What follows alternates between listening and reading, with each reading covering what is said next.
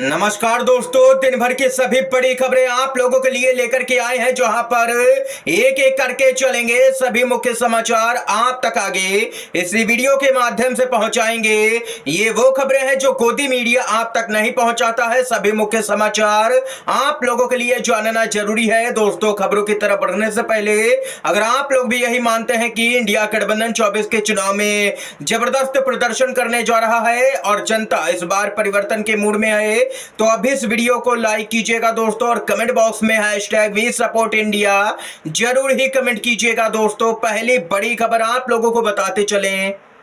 जी हां दोस्तों, पहली बड़ी अपडेट आप लोगों को बताते चले, इंडिया गठबंधन को मिलेगा स्पष्ट जनादेश। कांग्रेस के नेता जयराम रमेश को है पूरा भरोसा, बोले 2 दिन में चुन लिया जाएगा प्रधानमंत्री। जी हां दोस्तों, बताते चले अब इसके बाद में यहां पर सबसे बड़ा सवाल यही उठ रहा है कि अगर इंडिया गठबंधन को 4 जून को स्पष्ट बहुमत मिलता है तो यहां पर क्या कुछ हो सकता है। जी हां दोस्तों, बताते चले यशवंत सिन्हा ने क्या कुछ कहा है पूरे मामले पर। जैसे ही 4 जून को नतीजे आते हैं, इंडिया गठबंधन को तत्काल अपना नेता चुनना होगा और राष्ट्रपति जी के पास जाना होगा और उन्हें बताना होगा कि हमारे पास में बहुमत है, नहीं तो यहां पर भाजपाई हॉर्स ट्रेडिंग करके देश के लोकतंत्र को लूट लेंगे। देश सबसे युवा शिक्षित योग्य प्रधानमंत्री चुनने जा रहा है, ये यहां पर कहना है यशवंत सिन्हा का। देख सकते हैं, अगर इंडिया गठबंधन को बहुमत मिला तो यहां पर जल्द से जल्द यहां पर सांसदों के हस्ताक्षर के साथ में नेता को चुनना होगा और यहां पर राष्ट्रपति के पास जाना चाहिए। ये यशवंत सिन्हा ने सलाह दी है, नहीं तो यहां पर मोदी और शाह सीधे तौर पर हॉर्स ट्रेडिंग पर उतर आएंगे। इतना ही नहीं दोस्तों, आप लोगों को बताते चले, कांग्रेस के नेता जिग्नेश मेवाणी ने भी इस पूरे मामले पर राय रखी है। उन्होंने कहा है कि अगर मोदी चुनाव हारते हैं तो वो आसानी से गद्दी तो नहीं छोड़ेंगे, ये यहां पर उनका कहना है। दोस्तों, आप लोगों की क्या कुछ राय है? आप लोग किस नेता को देश के अगले प्रधानमंत्री के तौर पर देखना चाहते हैं? कमेंट बॉक्स में अपने लोकप्रिय नेता का नाम जरूर ही बताइएगा दोस्तों, कमेंट करके। इसके साथ ही एक और बड़ी अपडेट आ रही है, बेहद ही चौंकाने वाली खबर आप लोगों को बताते चले। हाल ही में यहां पर बीजेपी के अध्यक्ष जेपी नड्डा ने दावा किया था कि बीजेपी को अब आरएसएस की जरूरत नहीं है कोई भी चुनाव जीतने के लिए। ये यहां पर दावा किया था जेपी नड्डा ने। और वहीं भागवत का नड्डा को जवाब, बीजेपी से अच्छी कांग्रेस जिसने दिलाई आजादी। क्या यहां पर आरएसएस और बीजेपी के बीच में कोई टकराव है? क्या जेपी नड्डा और मोहन भागवत के बीच में अब बातचीत भी बंद हो गई है? कई तरह के सवाल यहां पर उठ रहे हैं। क्यों दोनों ही दिग्गज नेता एक दूसरे को यहां पर सबक सिखाने की तैयारी कर रहे हैं? क्या कुछ आखिर हो रहा है बीजेपी और आरएसएस में? ये यहां पर कई तरह के सवाल दोस्तों उठने लगे हैं। देख सकते हैं कि दावा तो यहां तक किया जा रहा है कि जेपी नड्डा को हार का एहसास हो गया है और यहां पर कोई आरएसएस को दोष ना दे, इसीलिए उन्होंने ये बयान दिया है कि अब चुनाव जीतने के लिए आरएसएस की जरूरत ही नहीं है भाजपा को। ये अपडेट सामने निकल के आई है दोस्तों। इसके साथ ही एक और बड़ी खबर की तरफ बढ़ते हैं। पश्चिम बंगाल से खबर आ रही है, जहां पर 6वें चरण के तहत में कई सीटों पर मतदान होगा, लेकिन उससे पहले दोस्तों एक चौंकाने वाली खबर। पश्चिम बंगाल दास में गाड़ी से 24 लाख कैश यहां पर बरामद होने के बाद बीजेपी के नेता प्रशांत बेरा को हिरासत में ले लिया गया है। पुलिस के द्वारा 24 लाख की बरामदगी की गिनती अभी भी जारी है। बीजेपी नेता की कार में मिले हैं 24 लाख रुपए, यानी कि चुनाव प्रभावित करने के लिए इस पैसे का यहां पर प्रयोग किया जाना था। कल वोटिंग होनी है और उससे अचानक पहले यहां पर इतनी भारी मात्रा में कैश जब्त किया गया है। सीधे तौर पर यह दिखाता है कि भाजपा किस स्तर तक जा रही है। चुनाव जीतने के लिए हर हथकंडे अपनाए जा रहे हैं। ये यहां पर दोस्तों खबर आई है। इसके साथ ही एक और अपडेट की तरफ बढ़ते हैं।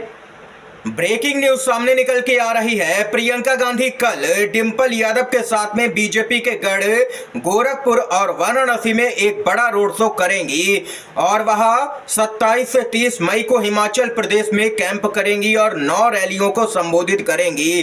बीजेपी की मुश्किलें प्रियंका गांधी हिमाचल प्रदेश में भी खड़ी करने जा रही हैं। राहुल गांधी को अपनी बहन के रूप में आदर्श अभियान समर्थक मिल गया है पूरी तरह से।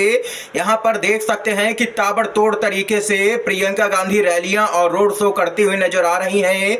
लोकसभा के चुनाव में उन्होंने यहां पर अमेठी और रायबरेली में यहां पर कैंप किया और ताबड़तोड़ प्रचार किया, जिसका यहां पर ये नतीजा है। कई दावे भी आ रहे हैं सामने कि रायबरेली और अमेठी में कांग्रेस एक तरफा चुनाव जीत रही है।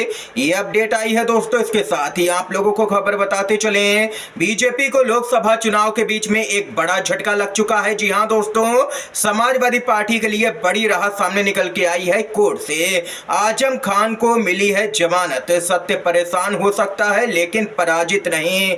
जी हां दोस्तों, हाई कोर्ट ने 7 साल की सजा पर लगाई है रोक। अब्दुल्ला आजम के जन्म प्रमाण पत्र मामले में यहां पर राहत मिली है। आजम खान के पूरे परिवार को यहां पर देख सकते हैं जमानत मिल गई है, जो कि बीजेपी के लिए लोकसभा चुनाव के बीच में एक बड़ा झटका है।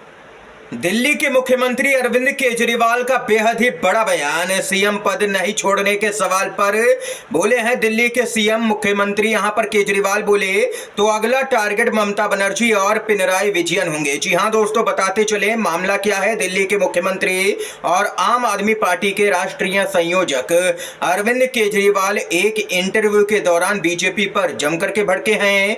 केजरीवाल ने दावा किया है कि अगर उन्होंने सीएम पद से इस्तीफा दिया तो अगला टारगेट बंगाल की मुख्यमंत्री ममता बनर्जी और फिर केरल के मुख्यमंत्री पिनराई विजयन होंगे। उन्होंने कहा है कि ऐसे तो भाजपाई जिसकी भी चाहेंगे वहां पर सरकारें गिरा देंगे, बड़े नेता को जेल में डाल देंगे, पार्टी तोड़ लेंगे और सरकार गिरा देंगे। इस तरीके का खेल यहां पर बीजेपी वाले रच रहे हैं, लेकिन इस खेल में उनको कामयाब आम आदमी पार्टी नहीं होने देगी।